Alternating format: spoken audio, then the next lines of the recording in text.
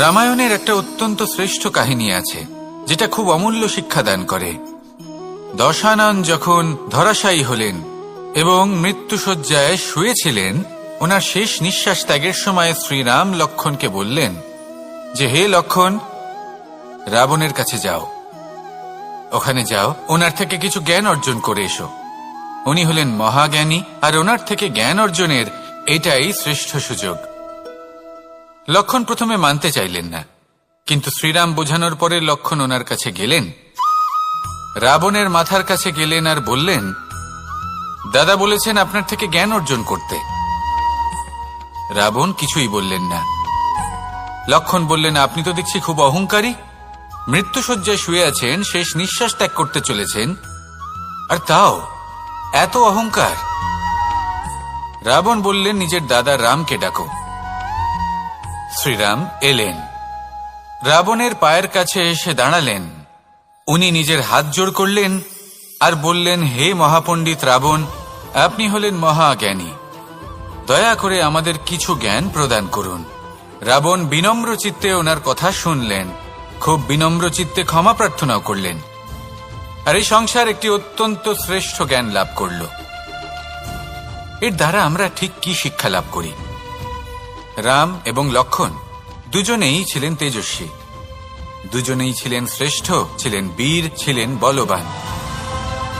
কিন্তু শ্রীরামকে মর্যাদা পুরুষোত্তম বলা হয়ে থাকে, কারণ উনি বীর ছিলেন, সাহসী ছিলেন, তার সাথে একটি অত্যন্ত গুরুত্বপূর্ণ গুণ ছিল। সেই গুণ হল বিনম্রতা। এটা খুবই শ্রেষ্ঠ একটা গুণ। যদি কেউ আপনাকে কটু কথা শোনায়, তাহলে উত্তরটা আপনি বিনম্রভাবেও দিতে পারেন। এই বিনম্রতা এমন এক আবেগ যেটা দেখে মনে হবে কোমল, কিন্তু এটা ততটাই প্রবল অস্ত্র, এমন একটা অস্ত্র যা সকলকে নিরস্ত্র করে দিতে পারে। যদি আপনি সাহসী হন এবং বিনম্র হন, তাহলে আপনি বিজয়ী হবেন। যদি আপনি জ্ঞানী হন এবং বিনম্র হন, তাহলে আপনি অবশ্যই মহাজ্ঞানী হয়ে উঠবেন। তাই নিজের মনে বিনম্রতা ধরে রাখুন আর ভালোবেসে বলুন, রাধা রাধা। আজ আমরা আবার সাফল্য আর অসফলতার বিষয়ে কথা বলবো। সফল ব্যক্তি কে হয় এবং অসফল ব্যক্তি কে হয়, এই বিষয়ে আমরা আগে অনেকবার কথা বলেছি। প্রত্যেক ব্যক্তি সাফল্য লাভ করতে চান, কিন্তু প্রত্যেক ব্যক্তি সাফল্য লাভের এই কাজে সফল হতে পারেন না। এবার এটা কেন হয়, এর পেছনে কারণটা কি? কারণ হলো ভয়।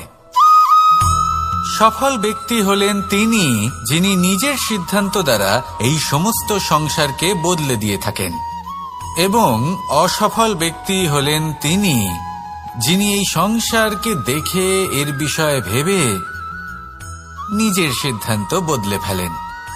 প্রয়োজন হল নিজের লক্ষ্যের বিষয়ে ভেবে দেখার, পথের বিষয়ে ভেবে দেখার। একবার যদি আপনি পথ নির্বাচন করে থাকেন, সেই পথে অগ্রসর হতে থাকুন আর তাতে অটল থাকুন। সবসময় দৃঢ় প্রতিজ্ঞ হন। আপনি যদি কোনো পথে টিকে থাকেন আর নিরন্তর পরিশ্রম করতে থাকেন, তবেই আপনার জীবনে সাফল্য আসবে। যদি কথায় কথায় লোকে কি ভাববে, লোকে কি বলবে, একথা ভেবে নিজের সিদ্ধান্ত পাল্টান, তাহলে কখনো নিজের লক্ষ্যে পৌঁছতে পারবেন না। আসুন আমার সাথে ভালোবেসে বলুন, রাধা রাধা।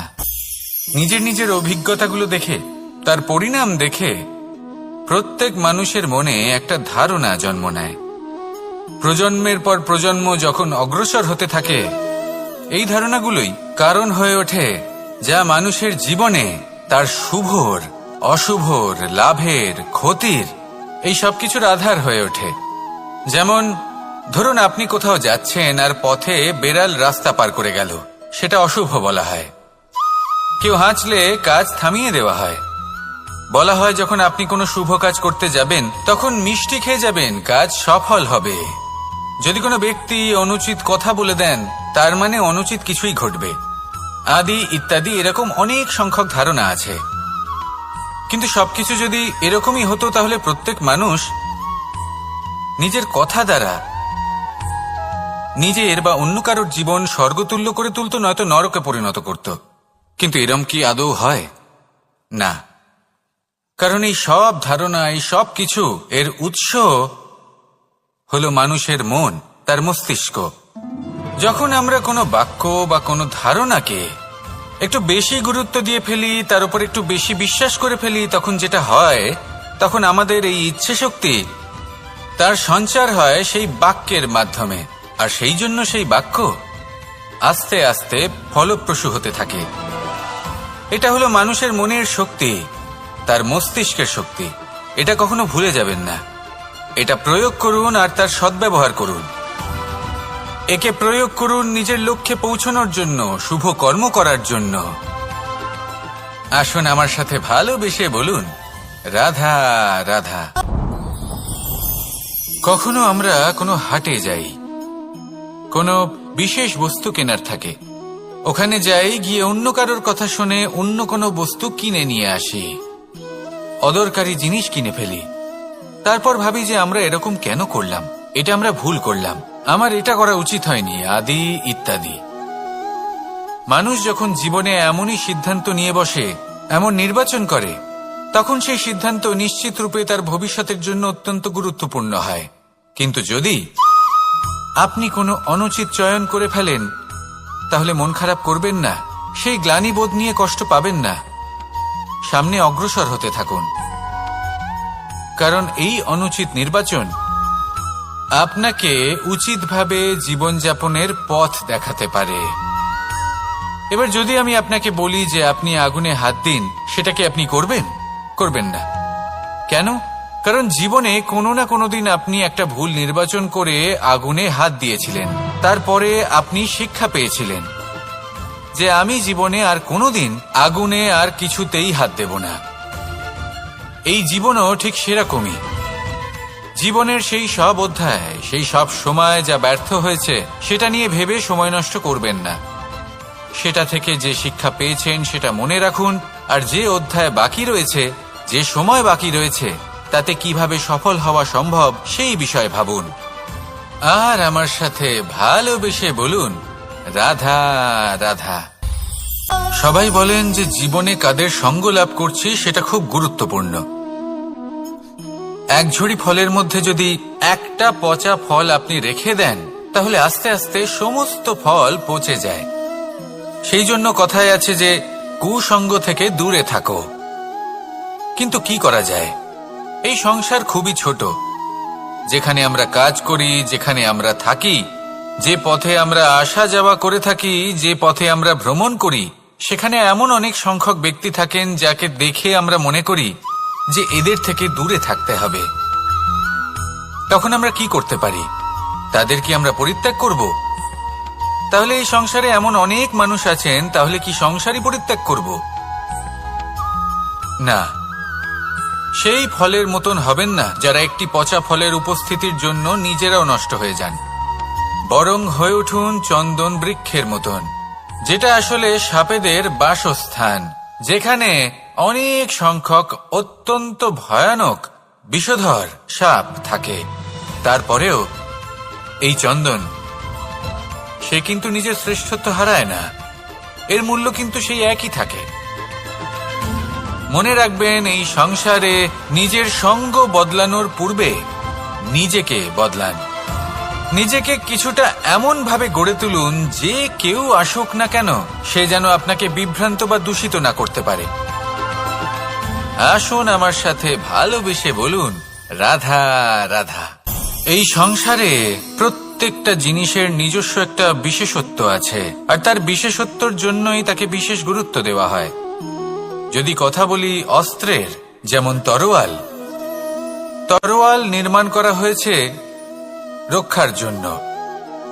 কত তাড়াতাড়ি সে সামনে উপস্থিত শত্রুকে নিধন করতে পারে। এবার এই তরোয়ালের কোন গুণটা দেখা প্রয়োজন? সেটার ধার। সেই বস্তুটি নয় যার মধ্যে এই তরোয়াল রাখা হয়। সেইভাবেই যদি আমি কথা বলি বানের, তাহলে এটা প্রয়োজনীয় নয় যে সেই বান কতটা তীক্ষ্ণ, কতটা বলশালী। এটা দেখা প্রয়োজন যে তার আকারটা কেমন। সে কি বাতাস ভেদ করে নিজের লক্ষ্যে পৌঁছতে পারবে? সেটা বেশি গুরুত্বপূর্ণ। সেই জায়গাটা নয় যেখানে সেই বাণ রাখা হয়। ঠিক সেইভাবে যদি আপনি কোনো মানুষেরই মূল্য বুঝতে চান, তাকে পরখ করে দেখতে চান, তাহলে তার জাতি, তার ধর্ম, তার রূপ, তার আকার, সেগুলো দেখে তাকে পরখ করতে চেষ্টা করবেন না। তাকে পরখ এই সব কিছুর ভিত্তিতে করবেন না। তার স্বভাবটা দেখুন, তার গুণ দেখুন, তার প্রতিভা দেখুন, তার কর্ম দেখুন, কারণ এটাই সেই ব্যক্তির আসল পরিচয়। এটাই হলো তার অস্তিত্ব। যখনই আপনি কোনো নর্তককে শ্রেষ্ঠ নৃত্য প্রদর্শন করতে দেখেন, তখন আপনি কিন্তু এটা ভাবেন না যে সে কোথা থেকে এসেছে, সে কি খায়, ওর বন্ধু বান্ধব কারা। আপনি তার নৃত্য দেখেন, ওর শিল্প দেখেন, সেটারই প্রশংসা করেন, সেটাকেই সম্মান করেন। সেইভাবে এই সংসারে সকলকে সম্মান করুন। আর এই সম্মানের আধার হওয়া উচিত তার গুণ, তার স্বভাব, তার কর্ম, তার রূপ আর তার বেশভূষা নয়। আসুন আমার সাথে ভালোবেসে বলুন, রাধা রাধা। এই সংসার বলে যে কৃষ্ণ হলো মহাযোগী। কেউ বলে যে কৃষ্ণ হলো সাংখ্য যোগের প্রবর্তক, কেউ বলে ভক্তি যোগের, কেউ বলে জ্ঞান যোগের, কেউ কেউ এটা মনে করেন যে অষ্টাঙ্গ যোগের প্রভু হলাম আমি। কিন্তু এই যোগ আসলে কি? যোগ বিষয়টাকে বোঝা খুব একটা কঠিন নয়, কিন্তু সেই যোগকে নিজের যাপনের অংশ করে তোলা হলো অত্যন্ত কঠিন। আর তার জন্য প্রয়োজন অভ্যাস। যোগ শব্দটার অর্থ হলো যুক্ত করা। আর এটা আমি ছোটবেলায় শিখেছিলাম। যখন আমার মাখন খেতে ইচ্ছে করত আর মা মাখনের সেই হাঁড়িটা ওপরে টাঙিয়ে রাখতেন, তখন আমরা ভাবতাম যে অত দূরে পৌঁছবো কি করে। তখন আমরা যোগের বিষয়ে জানতে পারলাম। আর তখন জানতে পারলাম যে সবথেকে গুরুত্বপূর্ণ যোগ আসলে কি? সহযোগিতা, সাহায্য। আমরা সব সখারা একসাথে জড়ো হতাম, একে অপরের পিঠের ওপর উঠে দাঁড়াতাম, আর তারপর আমরা ওই মাখনের হাঁড়ির কাছে পৌঁছতে পারতাম। আর তারপর আমরা সবাই মিলে সেই মাখন ভাগ করে খেতাম। সহযোগিতা, এটা অত্যন্ত গুরুত্বপূর্ণ। পাণ্ডবরাও মহাভারতে এটাই করেছিলেন। ওনাদের সাথেও কেউ ছিল না। একে অপরকে সাহায্য করে ওনারা অনেক বীরদের একত্রিত করেছিলেন। তারপর অবশেষে মহাভারতের এই মহাযুদ্ধে ওনারা জয়লাভ করেছিলেন। রামায়ণে রাম এবং লক্ষ্মণের সাথে কেউ ছিল না। সহযোগিতার মাধ্যমে ওনারা ভাল্লুক আর বানর সেনাকে একত্রিত করেছিলেন, আর এই সংসারের সব থেকে প্রবল রাক্ষস রাবণকে বধ করেছিলেন। মনে রাখবেন, একসাথে মিলে যদি আপনারা কর্ম করতে শেখেন, তাহলে এই সংসারে এমন কিছুই নেই যেটা আপনি অর্জন করতে পারবেন না। আসুন আমার সাথে ভালোবেসে বলুন, রাধা রাধা। সূর্য এই সংসারকে আলো প্রদান করে। সূর্যের মনে যদি নিজের তেজের জন্য অহংকার জন্ম নেয়, তখন তার অহংকার ভঙ্গ করে মেঘ। সূর্যের আলো পূর্ণরূপে ঢেকে দেয়। মেঘের মনে যদি নিজের গতি নিয়ে অহংবোধ জন্ম নেয়, তাহলে মেঘের অহংকার ভঙ্গ করে পর্বত।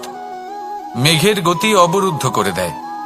এবার যদি পর্বত নিজের নিশ্চলতা নিয়ে অহংকার করে, তাহলে সেই অহংবোধ ভঙ্গ করে একটি মূষক। সেই বিশাল পর্বতে একটি ছিদ্র করে দেয়। এবার যদি মূষকের নিজের মনে অহংবোধ জন্ম নেয়, তাহলে জল তার অভিমান ভঙ্গ করে, সেই ছিদ্র দিয়ে প্রবেশ করে। আর যদি জলের মনে অহংবোধ জন্ম নেয়, তখন মানুষ বাঁধ নির্মাণ করে তার গতিপথ রুদ্ধ করে, জলের অহংকার ভঙ্গ করে। আর যদি মানুষের মনে অহংকার জন্ম নেয়, তখন সূর্য নিজের তাপ দ্বারা মানুষের অহংকার ভঙ্গ করে। এই সংসারে অহংকার প্রদর্শন করার কোনো প্রয়োজন নেই। আমাদের সবার মধ্যেই কিছু বিশেষ গুণ আছে, আর সবার মধ্যে কোনো না কোনো দোষও আছে। এই প্রকৃতি আমাদের কি শিক্ষা দেয়? কেউ একে অপরের সাথে লড়াই করে না, একে অপরের জন্য বাধা সৃষ্টি করে না, শুধু নিজের কর্ম করে। সূর্য নিজের প্রকাশ দ্বারা বনস্পতি এবং গাছপালাকে জন্ম দেয়। মেঘ বর্ষা সৃষ্টি করে লুপ্ত হয়ে যায়, আবার নির্মিত হয়। পর্বতের সেই নিশ্চলতা সেই বর্ষাকে একটা দিশা প্রদান করে, আর তারপরে তা ধারা হয়ে প্রবাহিত হয়ে যায়। এইসব কি? এইসব একটা সম্পর্ক, একটা চক্রের মতো। সবাই একসাথে নিজের কর্ম করে, তাই এই চক্র আবর্তিত হয়। এটা আমাদেরও করতে হবে, একসাথে মিলে কাজ করতে হবে। কারোর জন্য বাধা হয়ে উঠলে হবে না, কাউকে ছোট মনে করলে হবে না। এটাই করতে থাকুন, সবাই মিলেমিশে কর্ম করুন। প্রকৃতি আমাদের এই শিক্ষাই দেয়। আসুন আমার সাথে ভালোবেসে বলুন, রাধা রাধা। একটি সোনার মুদ্রা নিন, সেটা জলে ফেলে দিন, তারপর তুলে নিন, সেটা মাটিতে ফেলে দিন, আবার তুলে নিন, কাদায় ফেলে দিন, আবার তুলে নিয়ে হাতুড়ি দিয়ে তার উপর প্রহার করুন। তারপরেও সেই সোনার মুদ্রার মূল্য সেটাই থাকে যা আগে ছিল, তাই না? এটা হলো উদাহরণ সংসারের সেই প্রত্যেকটা জীবের জন্য, প্রত্যেকটা মানুষের জন্য। কখনো কখনো জীবনে সাফল্যের বদলে আমরা বিফলতা পাই। যতটা আশা করেছিলাম ততটা শ্রেষ্ঠ কর্ম করতে পারি না। কখনো বা আমরা ভুল করে ফেলি, কখনো আমরা অনুচিত কর্ম করে ফেলি, কখনো সংসার আমাদের বুঝতে পারে না। তার পরিণামস্বরূপ এই সংসার আমাদের নিন্দা করে, আমাদের উপেক্ষা করে, আমাদের বিষয়ে কটু কথা বলে, কখনো সামনাসামনি বা কখনো পেছনে। সংসার এমন একটা আচরণ করে যেন আমাদের সাথে কথা বলাটাই একটা বিশাল অপরাধ। এবার সেক্ষেত্রে কি করা উচিত? মনকে শান্ত করা উচিত। বেশিরভাগ ক্ষেত্রেই এমন সময় মানুষ এটা ভেবে বসে যে তার জীবনের কোনো মূল্যই নেই। তার মনে হয় যে সে এই সংসারে শুধু একটা বোঝার সমান। সে নিজেকে ঘৃণা করতে থাকে, ওর মনে হয় যে তার জীবন শূন্য। কিন্তু তা নয়। আপনি সোনার মুদ্রার মতো, যদি আপনার মধ্যে সেই গুণ থাকে, আপনি শ্রেষ্ঠ কর্ম করেন, আপনার মধ্যে সেই বিদ্যা থাকে, আপনি নিরন্তর প্রয়াস করেন, সৎকর্মের পথে এগোতে থাকেন, তাহলে আপনার নিজের যে মূল্য তৈরি হয় সেটা কোনো পরিস্থিতিতে কোনো ব্যক্তি আপনার থেকে কেড়ে নিতে পারবে না। শুধু নিজে ভেঙে পড়বেন না। এটা ভাবুন, যে সম্মান আপনি হারিয়েছেন সেটা আপনি কিভাবে ফিরে পেতে পারেন, তার জন্য কি করতে হবে। যে ধন আপনি হারিয়েছেন সেটা পেতে হবে কিভাবে, তার জন্য কি কি করতে হবে। শান্ত মনে সবটা ভেবে দেখুন, সিদ্ধান্ত নিন এবং অগ্রসর হন। আপনি এই সংসারের কাছে তেমনই হয়ে উঠবেন যেমন আপনার কর্ম হবে। যদি তা শ্রেষ্ঠ হয়, সবাই তাই ভাববে। আসুন আমার সাথে ভালোবেসে বলুন, রাধা রাধা। মানুষ যখনই কোনো পর্বতারোহণ করতে শুরু করে তখন সে বারবার পড়ে যায়, বারবার উঠে দাঁড়ায়, সামনে এগোতে চেষ্টা করে। কিন্তু যদি সে দৃঢ় নিশ্চয় করে থাকে তাহলে সে অবশেষে সেই পর্বতের শিখরে পৌঁছেই যায়। চলার পথে যদি বড় কোনো পাথর চলে আসে বা পর্বতের কোনো বড় অংশ সামনে আসে, তাহলে সে তার সাথে ধাক্কা খায় না, সে পথ বদলে নেয়। কিন্তু বাধা তাকে সবসময় পেতেই হয়, আর সেই বাধা সে পায় ছোট ছোট পাথরের দ্বারা। তাদের উপর পা পড়লে তার পা পিছলে যায় আর সে পড়ে যায়। এই ছোট ছোট পাথর হলো আমাদের জীবনের সেই ছোট ছোট সমস্যা, সেই ছোট ছোট ভুলগুলো যেগুলো আমরা অবজ্ঞা করতে থাকি। আমরা ভাবি এর দ্বারা কি বা ক্ষতি হবে, কিন্তু সেগুলোই অনেক সময় আমাদের অসফলতার কারণ হয়ে দাঁড়ায়। যত তাড়াতাড়ি সম্ভব এই ছোট ছোট পাথরগুলিকে জীবন থেকে তুলে ফেলে দিন। ভুল হওয়াটা স্বাভাবিক, কিন্তু তার মানে এই নয় যে বারবার সেই ভুলের পুনরাবৃত্তি ঘটবে। ভুলটা বুঝুন, সেটা স্বীকার করুন আর সেটা শুধরে নিন। যখন আপনি এটা করতে শিখবেন তখনই খুব তাড়াতাড়ি আপনি সেই শিখরে পৌঁছতে পারবেন। আর যখন পৌঁছে যাবেন তখন এই মন প্রসন্ন হয়ে বলবে, রাধা রাধা। আপনি কখনো পলাশ ফুল দেখেছেন? কি সুন্দর দেখতে, লাল রক্তবর্ণ, উজ্জ্বল, কিন্তু এতে কোনো সুগন্ধ নেই। সেই জন্য ওকে শুধু চোখ ভরে দেখতে ইচ্ছে করে। দেখবেন তাকে কিন্তু পুজোতে ব্যবহার করা হয় না, এই ফুল দিয়ে মালা বানানো হয় না। সেরকমই আমাদের জীবনেও এমন অনেক ব্যক্তি রয়েছেন যাদেরকে সম্মান অর্জন করতে হয়। যদি আপনি কোনো উচ্চ বংশে জন্ম নিয়ে থাকেন এবং আপনার কাছে সবকিছু থাকে, ধন ঐশ্বর্য থাকে, সবকিছু আপনি আগে থেকেই পেয়ে গেছেন, তাও কিন্তু এই সংসার আপনাকে সম্মান দেবে না। ততক্ষণ পর্যন্ত দেবে না যতক্ষণ না আপনি নিজের অন্তরে গুণ জাগ্রত করছেন, শ্রেষ্ঠ কর্ম করছেন, নিজের অন্তরে ইতিবাচক মনোভাবের এই সুবাস জাগ্রত করছেন। যদি এসব কিছু করেন তাহলেই এই সংসার আপনাকে সম্মান দেবে। এবার এটা আপনার ওপরে নির্ভরশীল যে আপনি কি পলাশ ফুলের মতো হতে চান, নাকি অন্য কোনো ফুল হয়ে উঠতে চান যার সুবাস আছে, যে নিজের সুবাস এই সারা পৃথিবীতে ছড়িয়ে দেয়। আসুন আমার সাথে ভালোবেসে বলুন, রাধা রাধা। এই সংসারে একটা শব্দ আছে যার বিষয়ে মানুষ অত্যাধিক চিন্তা ভাবনা করে, আর সেই শব্দ হলো অস্তিত্ব, পরিচয়। প্রত্যেক ব্যক্তি এই সংসারে নিজের অস্তিত্ব করতে চায়, আর ছোট থেকে এটাই হয়। যখন আমরা শ্রেণীকক্ষে যাই, পড়তে যাই, তখন আমরা এটাই ভাবি যে আমরা নিজেদের অস্তিত্ব গড়ব, সুনাম অর্জন করব। সকল ব্যক্তি যাতে এটাই বলে যে এই হলো সর্বশ্রেষ্ঠ ছাত্র, আর এটাই আমাদের পরিচয়। কার্যক্ষেত্রেও আমরা ঠিক এটাই চেষ্টা করি, পরিশ্রম করতে থাকি এবং ভবিষ্যতে গিয়ে আমরা নিজেদের পরিচয় খুঁজে পাই। পরিচয়ের সাথে সাফল্য আসে, আর সাফল্যের সাথে আসে অস্তিত্ব। আর যখন এই দুটি সংযুক্ত হয়, তখন মানুষ অসফলতার কথা ভেবে ভয়ভীত হয়ে পড়ে, আর এটা ভাবতে থাকে যে যদি আমি অসফল হই তাহলে সেই পরিচিতির কি হবে, সেই নামের কি হবে, সেই সবকিছু যে আমি অর্জন করেছি তার কি হবে। সে ভয়ভীত হয়ে পড়ে, আর এই ভয়ের কারণে তার বিকাশ কোথাও না কোথাও অবরুদ্ধ হয়। সে শ্রেষ্ঠ কর্ম করা বন্ধ করে দেয় এবং শুধু এই সুরক্ষিত থাকতে চেষ্টা করে। আর অসফল হলে তাতে ভয় পাওয়ার কোনো প্রয়োজন নেই, কারণ যখন আপনি সফল হন তখন এই সাফল্য আপনার পরিচয় এই সংসারের সাথে করায়। কিন্তু যখন আপনি অসফল হয়ে থাকেন তখন এই অসফলতা এই সংসারের পরিচয় আপনার সাথে করায়, যা অত্যন্ত আবশ্যক। অসফলতা প্রত্যেকের জীবনেই আসবে, তার সম্মুখীন হন আর তার থেকে শিক্ষা লাভ করুন। কারণ যখনই আপনি অসফল হন তখনই আপনার জ্ঞান চক্ষু উন্মুক্ত হয়। আসুন আমার সাথে ভালোবেসে বলুন, রাধা রাধা। আমরা সকলে সামাজিক জীব। মানুষের সাথে দেখা সাক্ষাৎ করা এটা চিরকালই চলতে থাকে।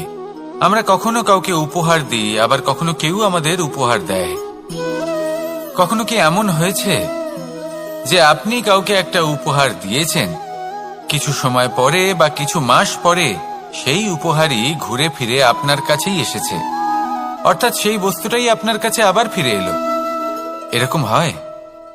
ছেলেবেলায় একদিন একজনের বিবাহ ছিল, তখন মা তাকে একটা উপহার দিতে চাইছিলেন, তাই তিনি একটা পোশাক বানালেন আর সেটাকে সুসজ্জিত করছিলেন। আমি দেখলাম আর জিজ্ঞেস করলাম যে মা, এই পোশাক এত সুসজ্জিত করার কি আছে? তখন মা বললেন যে কানাই, কখনো কাউকে এমনই উপহার দেবে, এমন প্রকারে দেবে যে সেটা যদি আবার ঘুরে ফিরে তোমার কাছে ফিরে আসে তাহলে যেন তোমার খারাপ না লাগে। এটাই কিন্তু হয় আমাদের ব্যবহারের সাথে, কর্মের সাথেও এবং আমাদের কথার সাথেও। তেমনই আচরণ করবেন যে আচরণ আপনি সহ্য করতে পারবেন। যদি মুখ থেকে কটু কথা বেরোতে থাকে তখন নিজেকে সংযত করে নিন। সেই শব্দই প্রয়োগ করুন যেটা আপনি তার বদলে শুনতে চাইবেন এবং আপনার দুঃখও হবে না। কারণ আপনার কর্ম এমন একটা উপহার যেটা আবার ঘুরে ফিরে ফলস্বরূপ আপনার কাছেই আসবে। সেই জন্য নিজের আচরণ শুভ করুন, নিজের মানসিকতা শুভ করুন, নিজের মুখ থেকে মধুর বাণী নিঃসৃত করুন, আর এইভাবেই মধুরভাবে বলুন, রাধা রাধা। পাশা নামক এই খেলাটি আপনারা নিশ্চয়ই খেলেছেন, না খেলে থাকলে দেখেছেন, আর যদি দেখেও না থাকেন তাহলে নিশ্চিত রূপে শুনেছেন। মহাভারতের এই মহাযুদ্ধ কোথাও না কোথাও এই পাশা নামক খেলার কারণে হয়েছিল। পাশারি, বিচিত্র খেলা, দান এইসবের কারণে কেউ নিজের মাথায় রাজ মুকুট পরিধান করেছিলেন, আবার সেখানেই পরাজিত হওয়ার জন্য কাউকে বনবাসও ভোগ করতে হয়েছিল। কিন্তু এই খেলা সমাপ্ত হওয়ার পরে সমস্ত ঘুঁটি আর এই পাশার ছক একই পুটলিতে স্থান পেল। এটাই হলো আমাদের জীবন। এই সংসারে আমরা জয় পরাজয়ের বিষয়ে এতটাই ভাবি, এত চিন্তা করি যে এই জীবনের খেলার আনন্দটাই উপভোগ করতে পারি না। আর অবশেষে কি হয়? কেউ জয়ী হন, কেউ পরাজিত হন, কিন্তু দুজনেই একই স্থানে পৌঁছে যান। প্রত্যেক ব্যক্তি মৃত্যুর পরে একটি নির্দিষ্ট স্থানেই পৌঁছতে বাধ্য, কিন্তু ততক্ষণ এই জীবন, এই খেলা, তার আনন্দ উপভোগ করুন।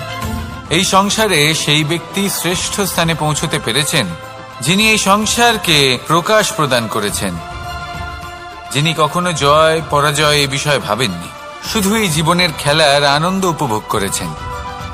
এটাই আপনিও করুন আর আমার সাথে ভালোবেসে বলুন, রাধা রাধা। প্রত্যেক মানুষ নিজের জীবনে দুঃখ অনুভব করেন। প্রত্যেকের দুঃখ আলাদা হতে পারে। কারোর মনে এই দুঃখ থাকে যে সে তার বাবা মায়ের সব ইচ্ছে পূরণ করতে পারেননি।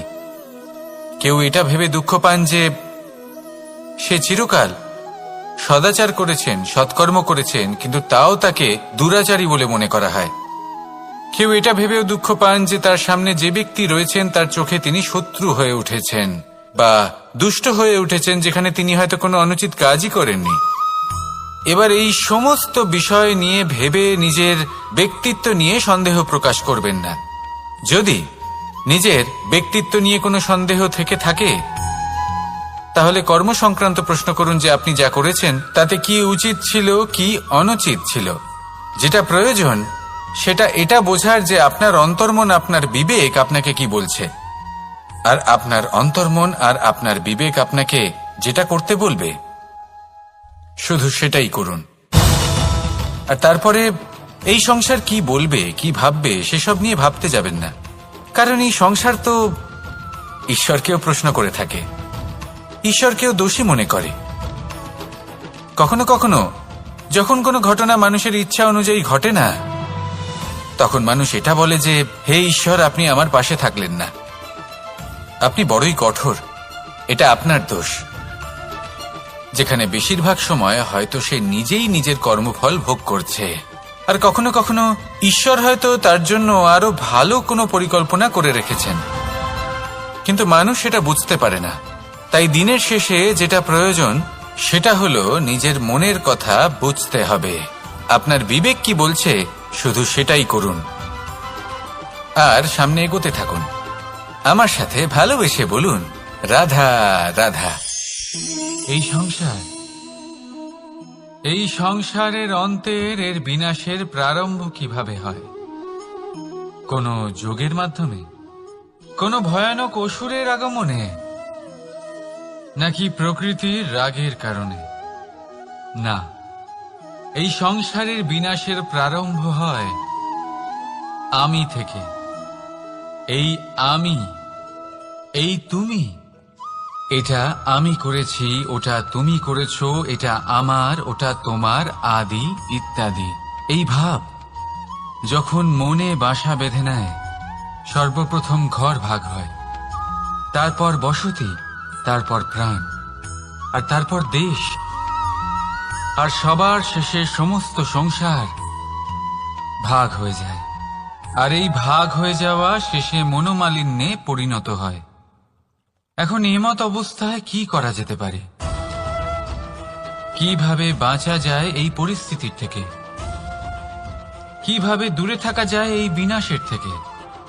উত্তর সেই একটাই, করুণা।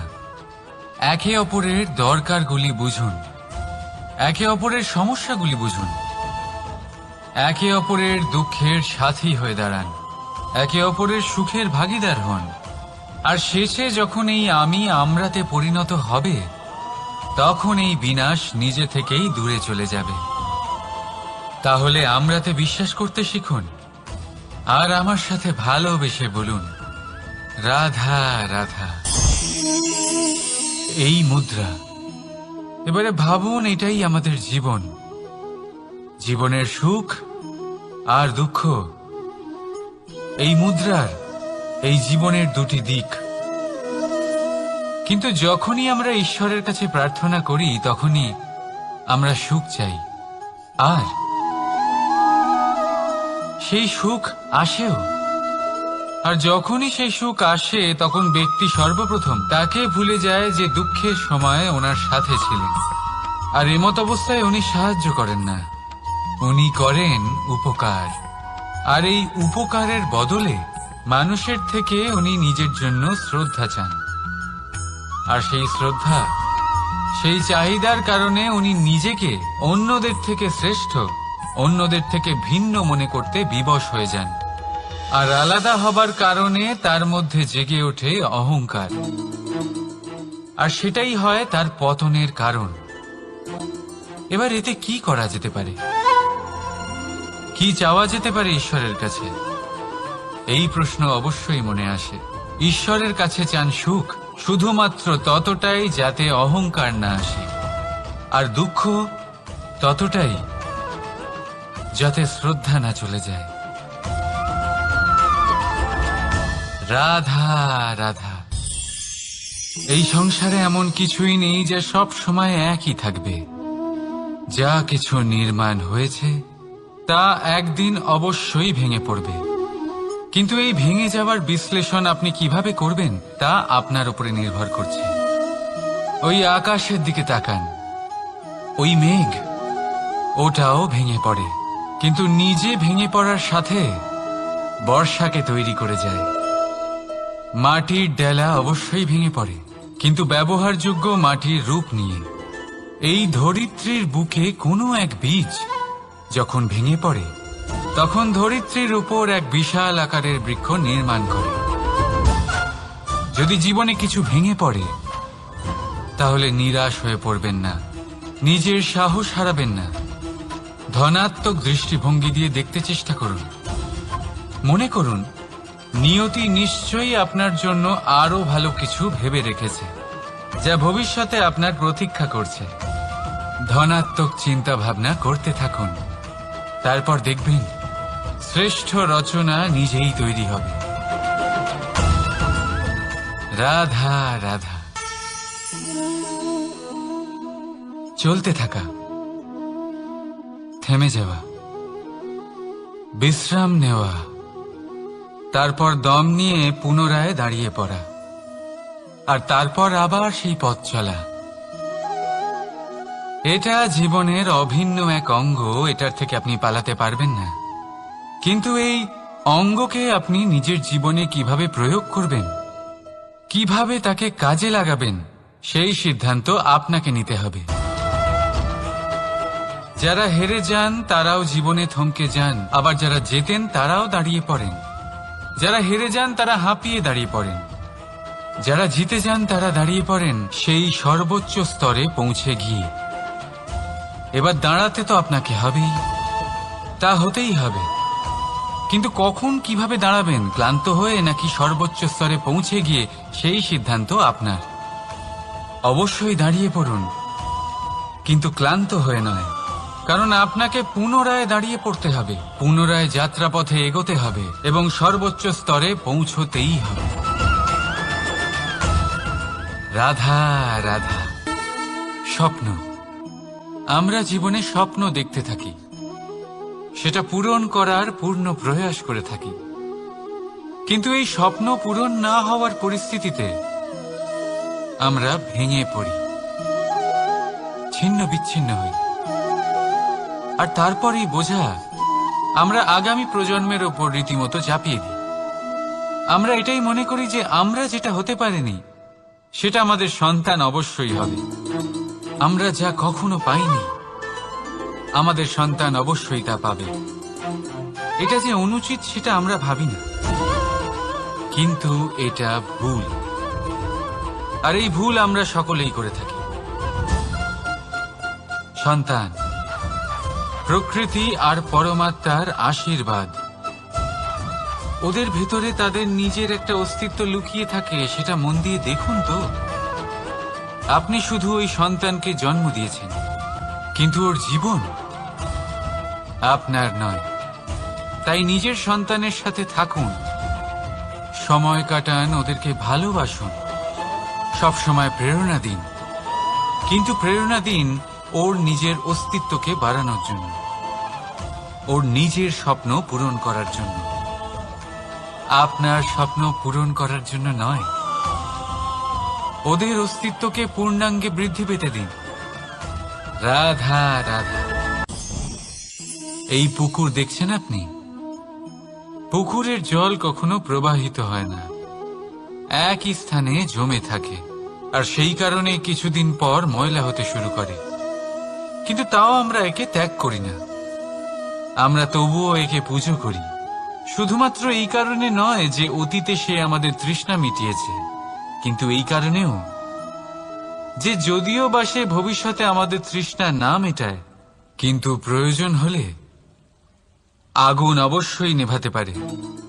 ঠিক সেই রকমই হয় আমাদের সম্পর্ক, সম্পর্ক যা আমরা বহু বছর পরিশ্রম করে তৈরি করি, যে দরকার পড়লে আমাদের সহায়ক হয় কোনো না কোনোভাবে। সেই জন্য সম্মান করতে শিখুন এই সম্পর্কগুলিকে, শিখুন এই সম্পর্কগুলিকে অটুট রাখতে। কথায় কথায় এই সম্পর্কগুলিকে ভেঙে দিতে শিখবেন না। রাধা রাধা। বিষ, এই শব্দটা শুনলেই মনে অনেক কল্পনা জন্ম নেয়। কল্পনা অসহ্যকর তিক্ততা, কল্পনা অত্যন্ত বেদনাদায়ক মৃত্যু।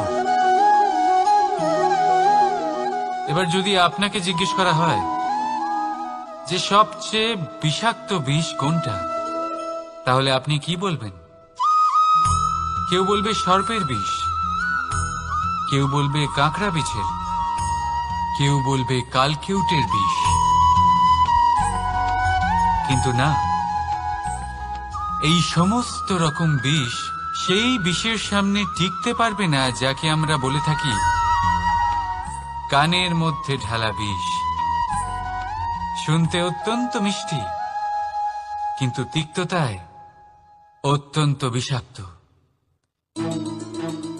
পেটের মধ্যে যাওয়া এই বিষ শুধুমাত্র একটি মানুষের মৃত্যুর কারণ হয়, কেবল একটি। কিন্তু কানের মধ্যে ঢালা এই বিষ একাধিক সম্পর্কের নাশ করতে পারে। আর এটাতে সেই ব্যক্তির ভুল নেই যে আপনার কানে বিষ ভরেছে, আপনি তাকে দোষ দিতে পারেন না।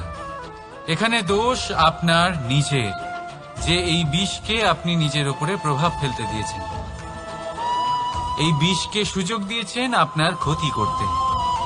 এটা আপনার ভুল। সেই জন্য কুমন্ত্রণায় কখনো কান দেবেন না। আপনার মনে ভালোবাসার দৃঢ়তা জাগিয়ে তুলুন আর নষ্ট করে দিন এই সংসারের সমস্ত বিষের প্রভাবকে। রাধা রাধা। জীবন, আমাদের এই জীবন সুখ আর দুঃখ, এই দুইয়ের মিশ্রণ। এদের সংমিশ্রণই জীবনের ভারসাম্য বজায় রাখে। এখন এই সুখ, সুখ এমন এক বস্তু যাকে সবাই খুঁজে চলেছে।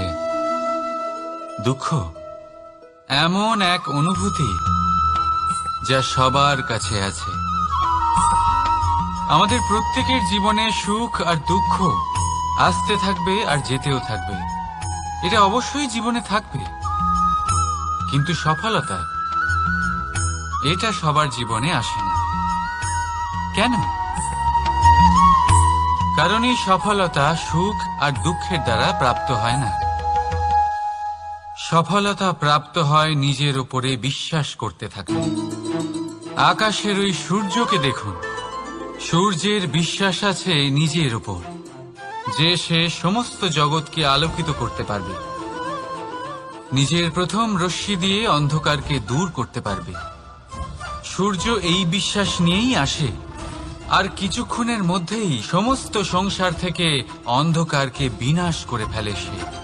তাহলে মনে রাখবেন, এই সুখের আভাস, এই দুঃখের অনুভূতি আসতেও থাকবে আর যেতেও থাকবে। শুধু নিজের উপরে বিশ্বাস রাখুন, তারপর দেখবেন এই সফলতা আপনার দাস হয়ে থাকবে। রাধা রাধা।